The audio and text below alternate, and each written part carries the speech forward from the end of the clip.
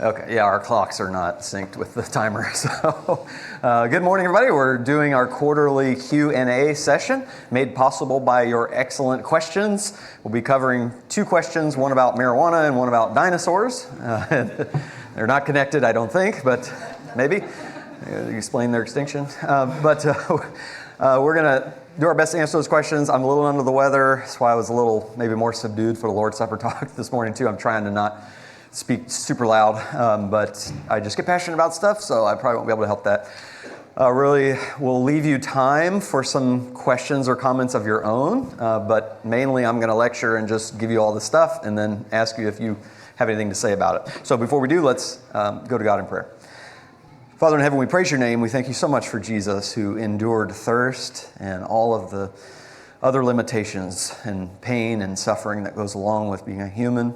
So, Father, we could have the hope of one day never experiencing those things again as we live with you in glory. Thank you for your word and the clarity that it gives us on the questions that we have today.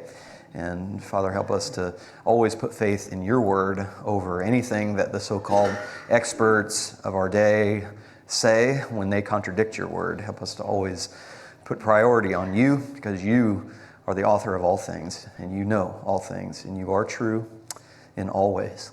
Father, thank you for hearing our prayer. In Jesus' name, amen. All right, so first question, can Christians use marijuana recreationally or medicinally? Got to give credit to a book I read on this subject called Cannabis and the Christian by Todd Miles. It was really helpful. I used several other resources, but that one was the most comprehensive. So first of all, what is marijuana? Well, it's the Spanish word for the drug made from the cannabis plant. From the leaves and stems and flowers and seeds of that plant. You can also extract oil from the plant. Marijuana can be rolled up in paper and smoked as a joint, or in water pipes called bongs, or vaped, or mixed in with food, which are called edibles. The oils can be taken orally, under the tongue, or applied topically, and people have even made marijuana tea with it. Now, the two main chemicals extracted from the cannabis plant are THC, which is psychoactive, and it has a profound effect on the mind and body and causes people to get high. The other chemical is CBD, which isn't psychoactive at all because the THC content in that is less than 0.3%. Now, THC, it alters your brain function and your perception and your mood. It releases dopamine, which causes feelings of pleasure and euphoria. It changes your sensory functions so that things sound and taste and feel differently. And a lot of people report calming effects to the point where something that may otherwise be perceived as like a serious threat may be perceived as funny or entertaining. It increases the appetite and gives people what is commonly called the munchies. It impairs coordination and makes you clumsy. It lowers your sense of ambition and distorts your view of reality. Now, modern marijuana is different. Back in the 60s and 70s, in the Cheech and Chong era, where all the hippies were smoking marijuana, the THC content was 1 to 2% by weight. But now it's somewhere between 17 to 30%, and you can even get THC oils and edibles with up to 90% THC content. This makes it easier to get high from smoking marijuana than it does to get drunk from alcohol. It's much easier for people to have a little bit of alcohol without getting drunk than it is for them to have a little bit of marijuana and not get high. If marijuana is smoked or vaped, the effects can be felt within minutes. With edibles, it can take between 30 minutes to 2 hours, but when it does finally kick in, that high from the edibles, it's usually more intense. And a lot of the times it's because the edibles don't give you the immediate effect that the smoking or vaping does, so people take too many of them, thinking, I just need to take more and then I'll get the high to come. And then when the high hits it, it's like a big wave. Interesting to know, recreational and most medical marijuana use is still federally illegal. As of now, 37 states have legalized marijuana for medical use, whereas only 23 states have legalized it for recreational use. But the federal government still labels it a Schedule I drug, which means, number one, it has a high potential for abuse. Number two, there's no currently accepted medical use in the U.S., meaning the government does not recognize any medical benefit to marijuana. It doesn't mean there aren't any legitimate medications made from the cannabis plant, but the FDA does not approve smoking or ingesting marijuana as any sort of beneficial medical treatment. And thirdly, It means there's a lack of accepted safety standards for use even under medical supervision. So a doctor can't just say, smoke 2 joints and call me in the morning, because the way people respond to THC is totally different and unpredictable. So there's no way to ensure proper dosage or quality control of those dosage. Now, here in Florida, the use of marijuana for medical purposes is legal, but only if you have qualifying conditions and you are issued a valid medical marijuana card. But recreational marijuana is illegal here in Florida, and both are still federally illegal with the exception of 4 drugs approved by the FDA, which I'll talk about in a second.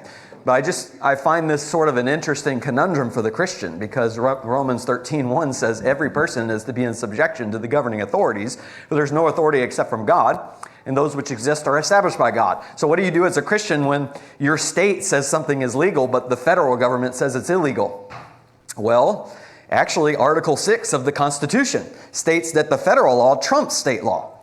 So even though Florida says medical use is okay, we're supposed to follow the federal laws. Now, the federal government, they typically will not enforce those laws unless you're transporting marijuana across state lines, or unless you're using it on federal property, like national parks or federal government buildings, or perhaps you are a federal employee and you get caught with it in your system. Then you might actually not only get fired, you might also be prosecuted based on federal law.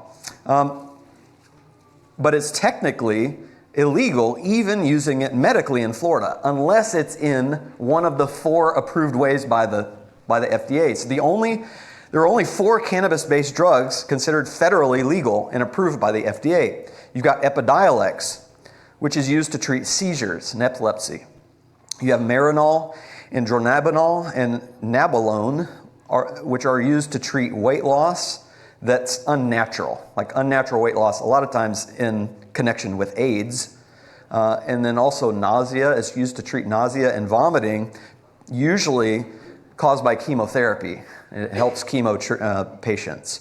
But for a doctor, again, to tell you, well, go smoke a joint and you'll feel better, that is federally illegal. And most doctors would never even tell you to do that at a state level either. And I bring this up for 3 reasons. Number 1, the fact that it's federally illegal means we shouldn't use it as Christians, recreationally or medically, unless, again, it's one of those 4 approved legal drugs we mentioned. Number 2, it should give us pause, I think, to see how the government is actually labeling this as high potential for abuse, and even when used medically, there aren't many regulations in place for proper use. It means marijuana use is risky, and it's not something to be taken lightly. A lot of people just say, oh, there's no big deal, like everybody does it, like it's nothing to it. And it's like, okay, but if that's the case, why is the government holding so tightly to their Schedule I drug status? Number 3, because it's still illegal at the federal level, it's been hard to conduct long-term scientific studies on the effects of marijuana. Most people who say medical marijuana is beneficial are often basing that on anecdotal evidence. Some people say that it helps them, but the science actually is largely inconclusive about how much it even helps for medical use. So just a few things there. Let's tackle the question, is recreational marijuana use wrong? And it's helpful to know the majority of people who use marijuana recreationally are doing it for the pleasure and the escape of getting high. About 70 to 80% of marijuana use recreationally, 70-80% of marijuana is used recreationally, whereas 20 to 30% is used for medical reasons. So essentially, this part of the question becomes, is it a sin for Christians to get high for fun? And the answer is, yes, of course, that is sinful. So you've got a lot of verses on this about sobriety. 1 Thessalonians 5:6. Let us not sleep as others do, but let us be alert and sober. So many admonitions to sober-mindedness in Scripture because we're in a spiritual battle and we need to be alert every day. We have serious work to do in God's kingdom. We have serious responsibilities to our families and in the workplace. And we need to be on the lookout for people who need help and for people who need the gospel. And we need to be ready and alert for the return of Jesus Christ, which would be a little awkward if he returned while we were high on marijuana. 1 Peter 1 verse 3 says, therefore, prepare your minds for action. Keep sober in spirit. Fix your hope completely on the grace to be brought to you at the revelation of Jesus Christ. Getting high is not preparing our minds for action. It's preparing our minds for inaction and totally distorting our view of reality and our ability to serve God. The high from marijuana can last between 2 to 6 hours and typically causes the stereotypical picture where someone's sitting on the couch eating junk food and watching TV and talking nonsense with friends for hours at a time. That's not preparing for action. This is why the Bible also warns against drunkenness.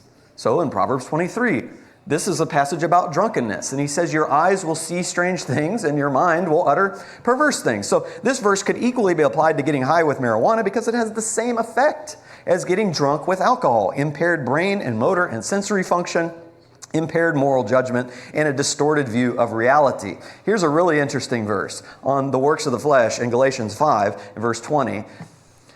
He lists these works of the flesh: idolatry, sorcery, enmities, strife, jealousy, outbursts of anger, disputes, dissensions, factions. But notice the word in Greek for sorcery is pharmakeia, which refers to the use or administration of mind-altering drugs. Now, this passage, in this context, this is not saying, hey, you can't take anything for painkillers. That's not the point here.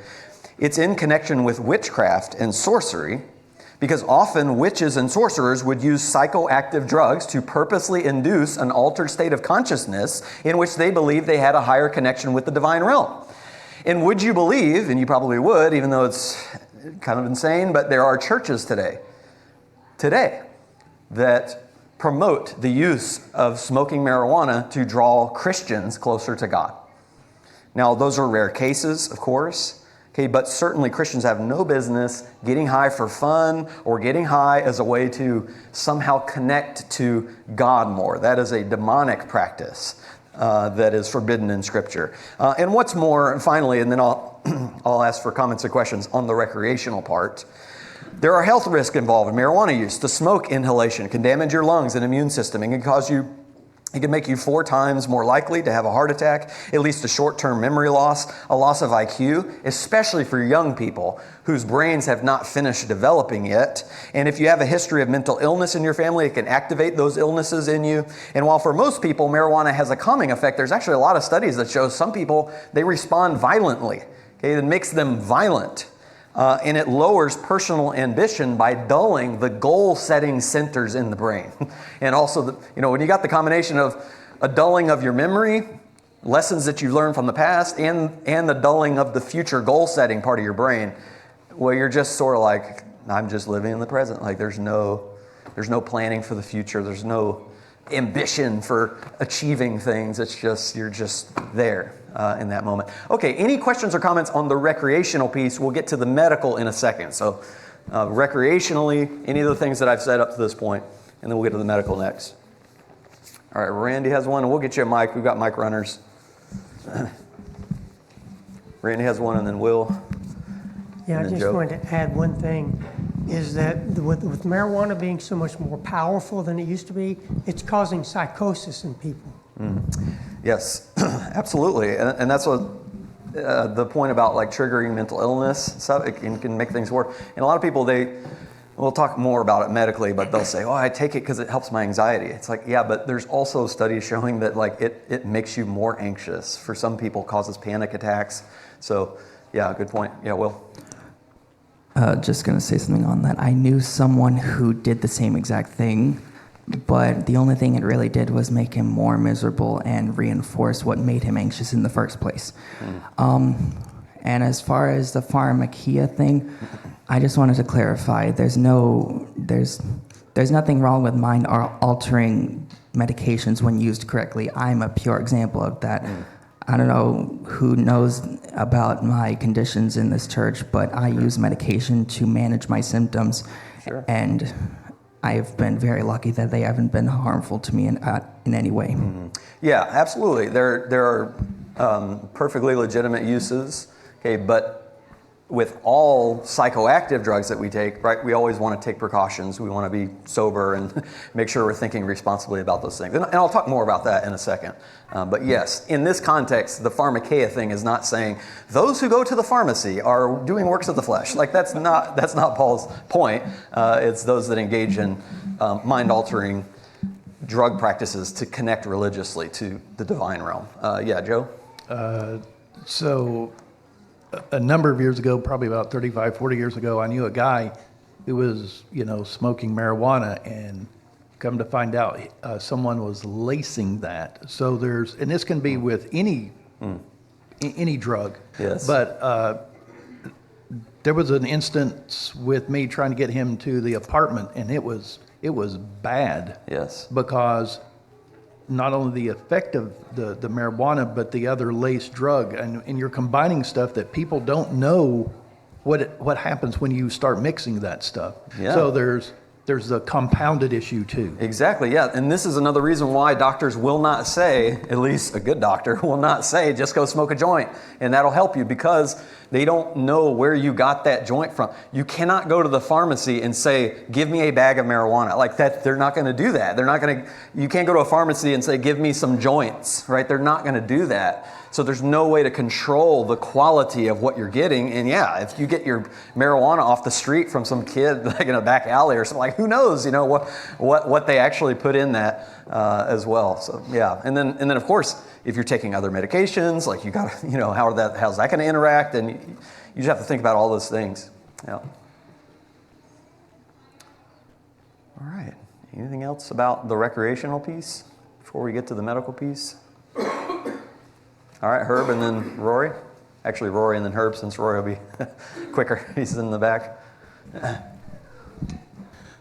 Just from an experience I had while in the military, and when we were doing drug testing of the soldiers, it stays in your body. It persists for some period of time where it's still detectable. So the effects are long lasting as well. Yeah, that's true, and that gets people in trouble, right? Because they might smoke weed like a month ago or something, and they're like, "Oh, I got a drug test at work," and they're like, "I'm fine. It's been 3 weeks or whatever." It's like, no, but it's not like alcohol where it's quicker out of your system. It's going to linger, and you might get busted on a test later. So yeah, then now you got lost jobs, and so that's part of what you said, Will. Like, marijuana sometimes can exacerbate anxiety. The things that are causing you anxiety actually can get worse because you're unproductive, and now you don't have your job. Maybe you lose your job, and now that makes you more anxious, and all, so there's so many complex factors to consider. Herb?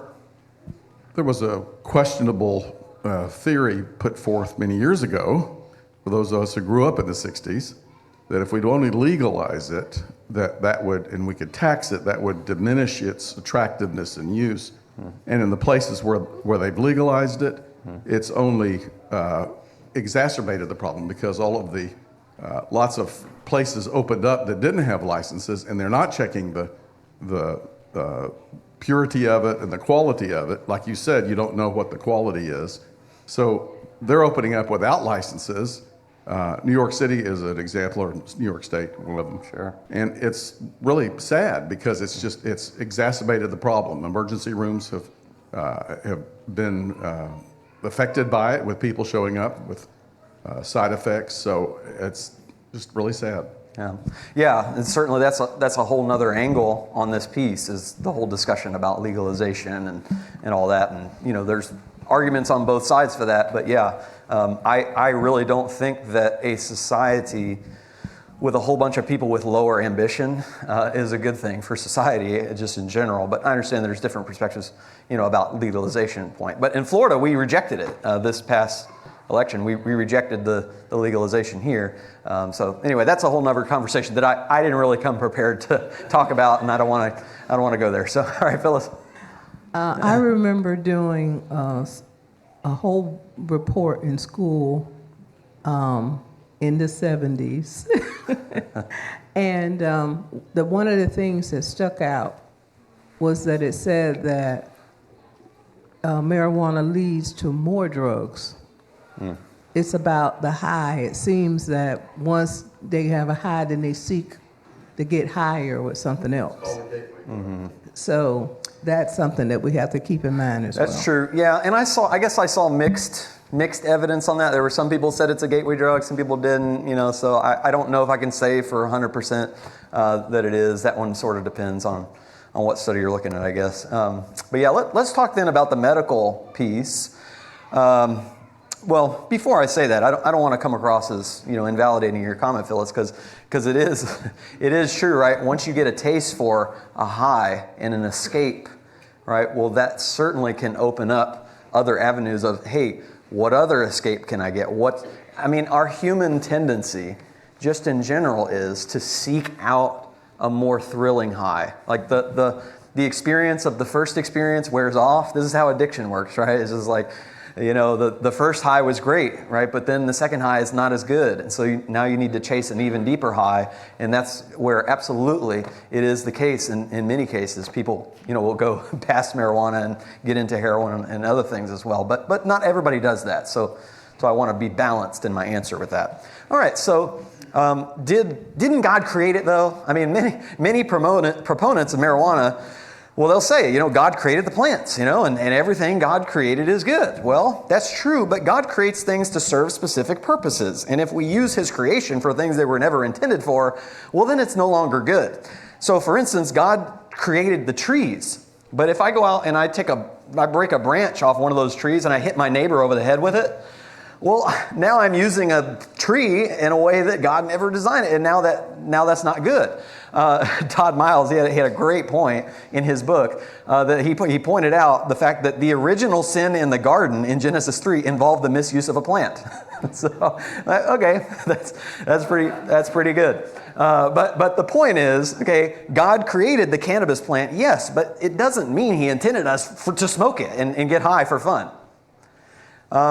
But you may wonder, okay, what good is the cannabis plant? Why we got to even create cannabis then? Oh, well, there are varieties of cannabis like hemp, which have been used to make clothing and rope and paper and biodegradable plastics and much more. In fact, our word canvas, it comes from the fact that it's made from hemp, a type of cannabis plant. And what's more, chemicals extracted from cannabis plant. Cannabis plants are extremely complex. There's like 400 chemicals that can be extracted from that plant. Some with THC, some without THC, like CBD, and have been used to create medicines that actually have been shown to help people. So let's talk about the medical use, because it's easy for Christians to say, oh yeah, it's sinful, to use it to get high for fun. But medically, the answer isn't as easy, but think about some parallels. And this kind of goes along with what Will was talking about. But most Christians would be fine taking laughing gas at the dentist office, or being put under anesthesia before a surgery, or on morphine after a surgery, or even on your deathbed.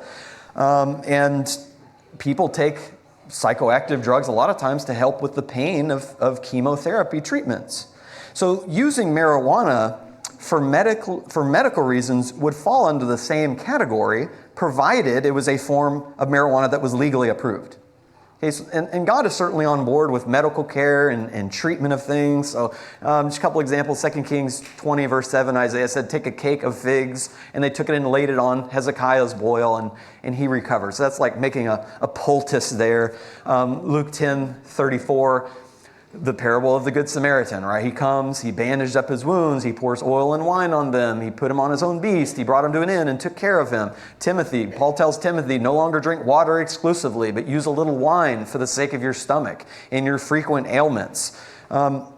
So again, God is, Jesus calls himself the great physician, right? He's healing people. He's alleviating pain all the time. His whole grand scheme of redemption is to alleviate pain, right? To remove our pain forever.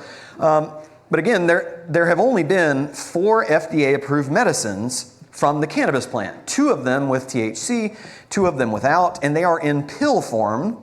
But here's what's interesting. They are not prescribed for chronic pain relief. There's a lot, again, of anecdotal evidence of people saying, look, using marijuana for medical reasons really helps me with my chronic pain. I personally know somebody who says nothing else helps with his chronic pain except marijuana.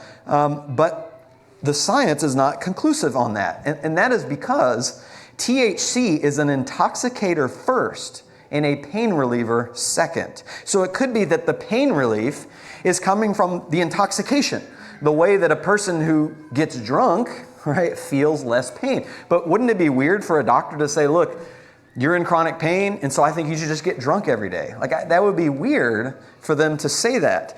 THC is not strong enough as a painkiller for the FDA to approve it for pain relief. Now, CBD, on the other hand, is not federally illegal, and many people report that CBD oil and CBD products, in fact, Epidiolex is a CBD medication, okay, and they report, yeah, this really helps with my pain, or it helps with epilepsy, and it's a safer option, okay, because CBD is not psychoactive. What's tricky here, and this kind of goes with Will's question earlier.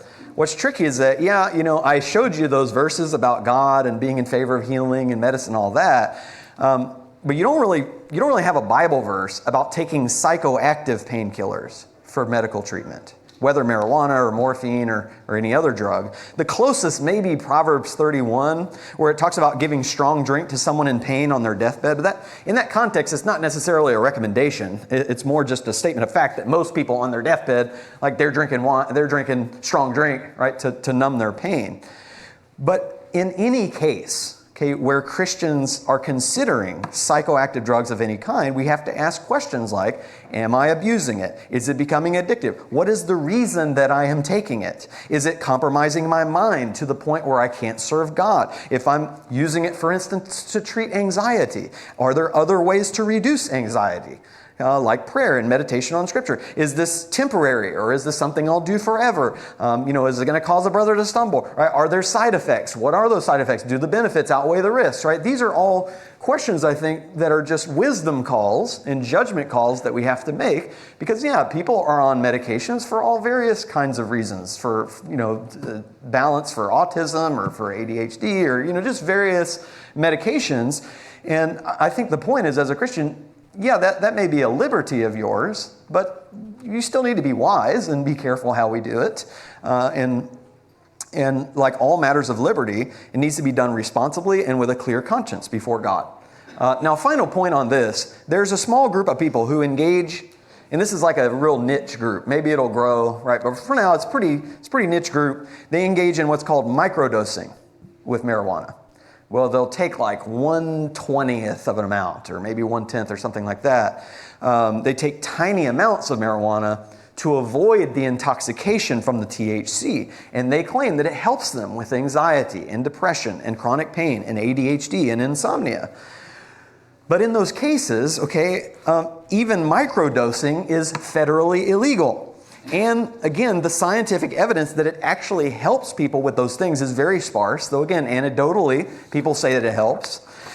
But even if it weren't illegal and someone thought it helped them, I would still be concerned about them. I would still want to have a conversation with them, just as much as someone who said to me, Brian, I have to have a beer every night, or I can't relax, I can't function, I need a beer every night. Okay, I would want to talk to you about, a possible overdependence. Anytime we're saying, well, I need this substance, right? Otherwise, I just can't be right. It's like, okay, well, I'd want to have a conversation about how things are going with you spiritually. Are there any other alternatives that might be healthier ways to relax? Especially because even those who microdose are susceptible to some of the health risks that are involved that we mentioned earlier with marijuana. So that's the marijuana big picture, recreational, medical. Any comments, questions about that subject before we get into how marijuana destroyed the dinosaurs? All right, no, I'm just kidding. John's got one. Oh, two Johns. All right, this John first, and then, oh no, John's dad, sorry. I got you confused. Okay, go ahead. Okay, I was just going to say in 1 Corinthians 7, verse 12, the points you were just making, Paul says, all things are lawful for me, but I will not be mastered by anything. Yes, marijuana is addictive, right? And people say, yeah, but it's not as addictive. And okay, that's true, that's fair, but just because it's not as addictive as something else doesn't mean it's not addictive. Doesn't mean some people, a lot of people say, oh, I'm not addicted, but then you tell them to quit for 2 weeks, stop doing marijuana for 2 weeks, and they find it really, really hard to do. And it may just show that it really is more addictive than they thought. John? Regarding the microdosing, what happens is you may start out with a very little and think you're fine, and then over time that little becomes a little bit more, and now it becomes more and more and more because your body has built up an immune system to it. Yeah. And then it turns into a crutch. Okay, there you go. Yeah, And that then can it's happen very with, hard to get rid of the that crutch. can happen with any painkillers, right? It's like the thing that helped your pain initially, your body gets used to it, and it doesn't help like it used to, and now you got to seek stronger stuff. So yeah, that's valid. Okay, yeah, Chris. So, when I go to the pharmacy and I buy Tylenol or something like that, there's no question about the intent of the drug, why it was created, why, who I'm working with when I get it. But I've been on some of these wheat farms with my job and seen the people and how they operate and the type of characters that are there and some of the things they say and do. And I've even seen them try to ship it illegally sometimes. And it really draws. So to anyone who thinks that because it's legal, that automatically means that it's dealt with and treated and regulated in a way that we would put in parallel with pharmaceuticals, I do not believe that. I don't think that's the case. And I think that if we try to perceive it that way, we're sort of dismissing the type of characters that are really involved in that process and really what their intent is and why they're selling it and all that. Sure, yeah. I mean, even just asking the question, why is it that they are growing it intentionally with a higher THC content, right? And if you're a seller, it makes more sense to make your product give people a higher high. Okay. Okay. Oh, sorry. Somebody else? Will has his hand up. Oh, did you have your hand up, Will? Okay. Mike, Matt's got a mic for you. Well, I just want to know the verses because I didn't write them down in enough time. Well, I'll get with you after. Perfect. Yeah. Larry? Yeah, so Galatians says that he that sows to the flesh shall reap corruption, and sow to the spirit, you reap everlasting life. So when it comes to the idea of using THC, we're talking about as it pertains to the flesh, fleshly addictions, et cetera, et cetera. Sure. I have a question. If we're basing a lot of what we're saying against the idea of using it medically because the federal government hasn't made it legal yet, 10, 15 years from now it is legal. Yeah. What does that change? Is it that we're, God expects us to be faithful stewards of anything he put on this earth? Sure. He's the same one that created the opium poppy. Yeah. And so, yeah, I mean, the health risks are still there, right? Yeah, I'm definitely not resting my case on what the federal government says. I'm just saying that it's the initial first answer for the Christian. It's like, well, it's illegal, so I can't do it. Like that should be the end of it. But yes, let's also discuss the health risks that we did. Yeah, so it's still risky. Yeah, Herb. So the part that I get hung up on is that when we take something for pain relief for ourselves, we take it for a specific pain. Yes. Often, I take one Advil, not often. When I take an Advil at night, it's to help me get over headaches so I can sleep. And I don't take one every night for that reason. Sure. Even when I had dental surgery, he prescribed so many Aleve, more than the... What? Sorry, I got to move on after this, Randy. I see your hand. Go ahead, Herb. Sorry. More than the label said, but it was for this number of days and so on. Yeah. It seems like with marijuana, it's sort of an endless, Yes. I just want to take it. I just want to smoke it or whatever it is. Yes. I just want to have it. Exactly. For just continuously. And we've gone through a horrible prescription problem in this country of medications that were meant for pain that people couldn't get off of. And those were legal. That's right. So I don't know why we'd want to, but anyway, that's the part I just can't wrap my head around. No, and that's a great contrast, right? A lot of the other even the psychoactive stuff that we're taking, it's very temporary. It's for a specific purpose. It's not meant to be for the rest of your life. So yeah, I think that's really good to keep in mind. All right, so what happened to the dinosaurs? Well, evolutionists will say dinosaurs roamed the earth long before humans, and they died off 65 million years before humans were around. But that's in direct contradiction to the Bible's record. In Genesis 1, verses 21 through 24, we see God creating the birds and the sea monsters on day 5, which would presumably also include flying dinosaurs and dinosaurs in the sea. And then the land animals on day 6. So, which would be land dinosaurs as well on day 6. So this contradicts the evolutionary narrative that birds evolved from dinosaurs, because birds were created as separate creatures from the dinosaurs, and birds were created the day before the land dinosaurs. What's more, it contradicts the idea of humans and dinosaurs living together, it contradicts the idea of them not living together, because humans and dinosaurs were created on the same day. day 6. And of course, thousands of the dinosaur fossils that we have found can be explained by the worldwide flood. In fact, it's so common to find dinosaur fossils with their backs arched, it's been given the name the epistotonic death pose, in which the muscles spasm due to a lack of oxygen and the neurological effects of asphyxiation. In other words, it can be caused by drowning. However, before the flood, Noah was instructed to bring the animals onto the ark, 2 of each kind with him, and that would have included dinosaurs. And of course, everybody's thinking, well, how's he going to fit a brachiosaurus on the ark? It's like, okay, he would have taken young, like teen dinosaurs maybe, right? He's not taken full size. Maybe he even took eggs, right? Because the idea is you want them young because after the flood is over, you want them to be fruitful and multiply and to live a long time. And if you bring a grandpa dinosaur on the ark and he can't be fruitful and multiply anymore, and then he just dies in 10 days, it's like, okay, what is the point, right? So, and he's not going to fit on the ark, okay? But the ark is huge. It could fit like something like 400, I think it's 483 tractor trailers worth. I mean, it was a massive, massive ship. But even then, it's like, yeah, he's going to take young dinosaurs with him. And so the flood may explain the deaths of tens of thousands of dinosaurs, maybe more, but it doesn't explain their full extinction because they would have repopulated the earth after the flood. Now, the Bible doesn't use the term dinosaur because that term didn't exist until it was coined by a paleontologist named Richard Owen in 1841. The term dinosaur means terrible or fearfully great lizard.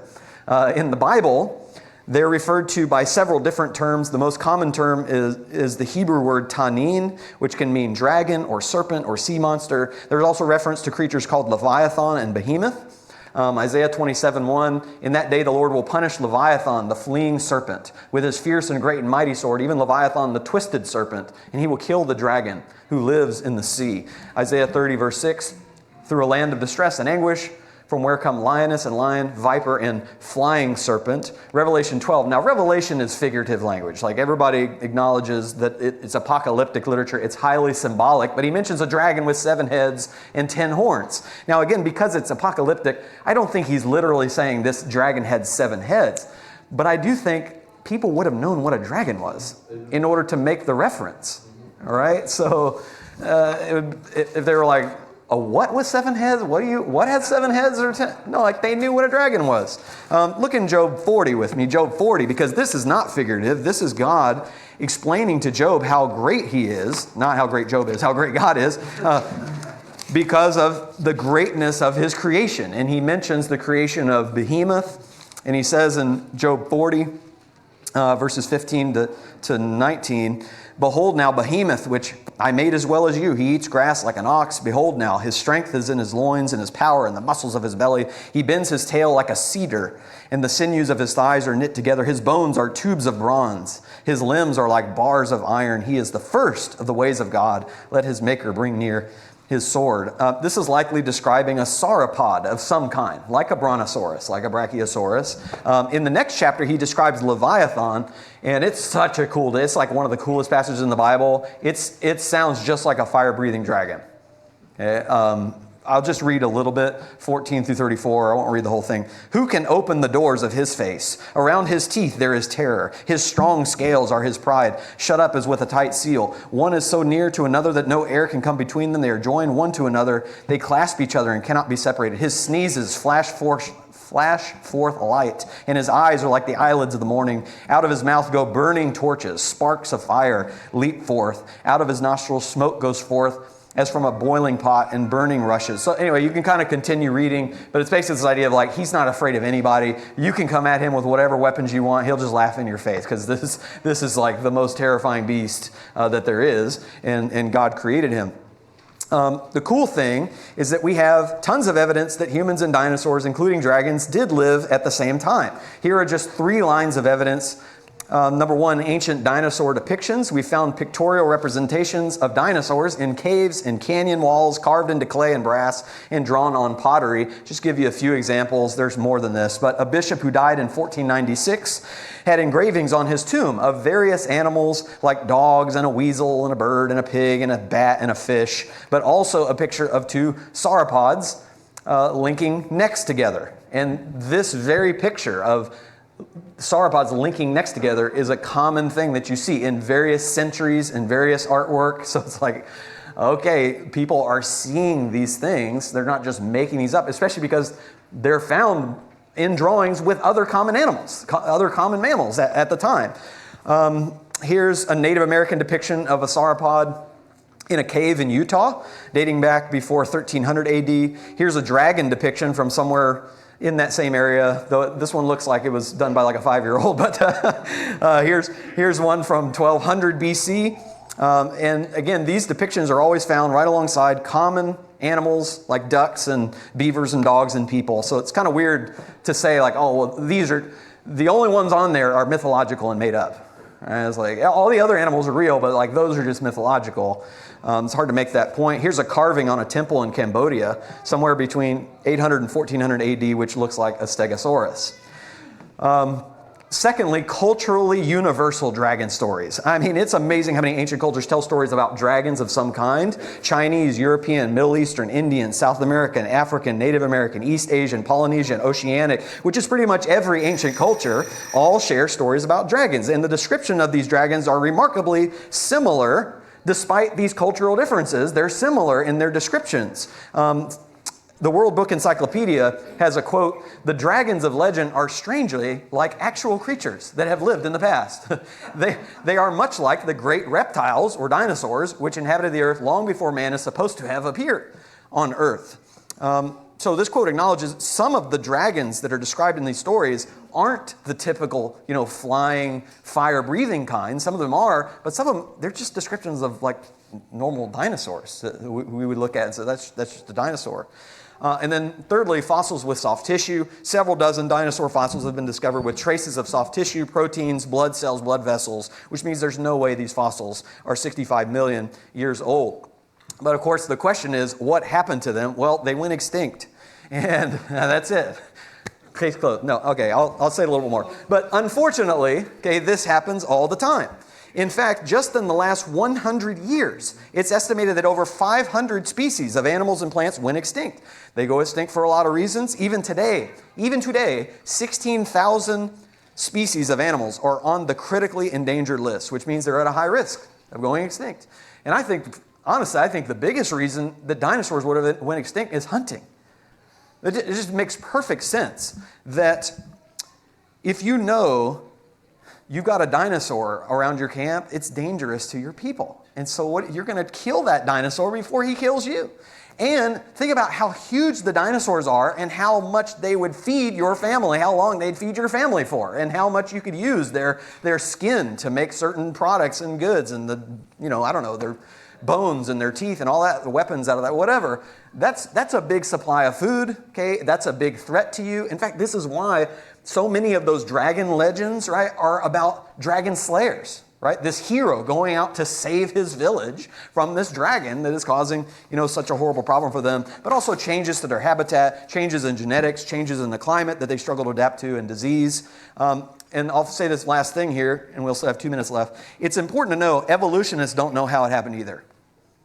They still have to answer the same question, and there have been many proposed theories over the years, and there's a new theory all the time, but none of them are without problems. For instance, the most commonly accepted theory among evolutionists is that at some point an asteroid hit the Earth.